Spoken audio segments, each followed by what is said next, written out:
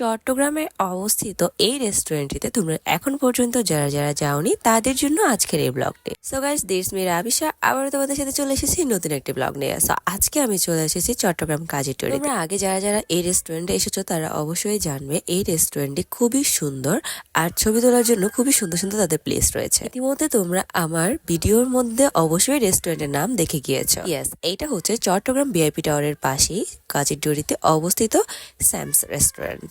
আর তাদের রেস্টুরেন্টের খাবার আমার খুবই ভালো লাগে, যে কোনো অকেশনের জন্য পারফেক্ট একটা প্লেস। তো ইতিমধ্যে দেখতেই পাচ্ছ আমাদের খাবারগুলো চলে এসেছে আর খাবার টেস্ট খুবই ভালো ছিল। খাবার শেষে আমরা এখানে কিছু ডেজার্ট ট্রাই করেছি, তাদের ডেজার্ট গুলো ভালো লাগে বরাবরের জন্য আমি আগেও তাদের কিছু ডেজার্ট ট্রাই করেছি, সেগুলো আমার ভালো লেগেছে।